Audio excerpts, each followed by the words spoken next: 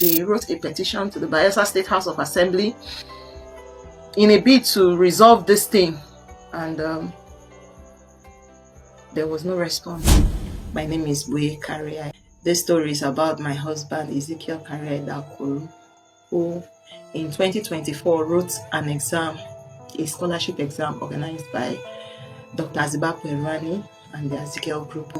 My husband and the other successful candidates set on the journey for the probation of 6 months. Got to 9 months, there was no communication from the company, in total for 16 months. And during that period, they wrote 12 letters. Out of the 12 letters, they got only 1 response.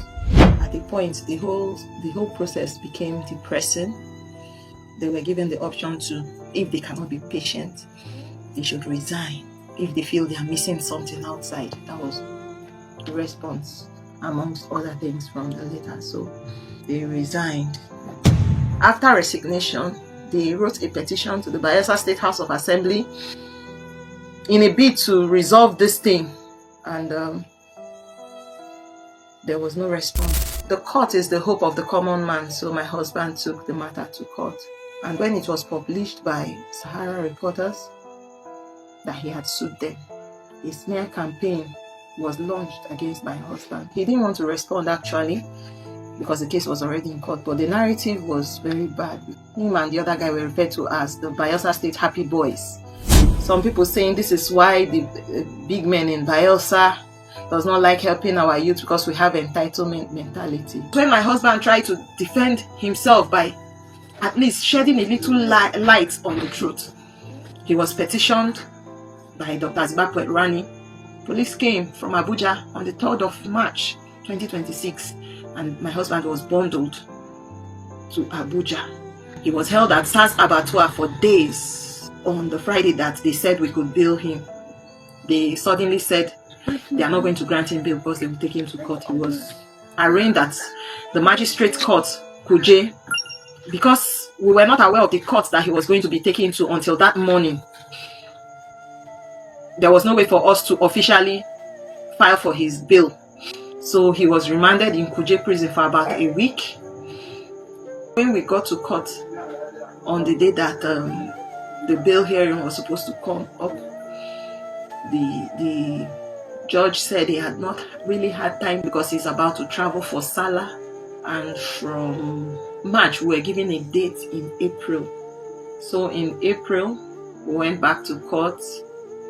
It was another excuse again. All this while I was running around with my little baby. The road to Abuja from Bayelsa became like the road from Yenagua to Port Harcourt. In fact, I remember on my last trip, my baby was stooling throughout. I feared for my baby's life, but what will I do? I was all he had, so I had to embark on the journey. But we went to court and the judge gave another excuse again. So I had to come back without any result until finally he was released on the 5th of May 2026. He was served another court summons from the High Court Abuja. So today, being 13th of July, the court sat and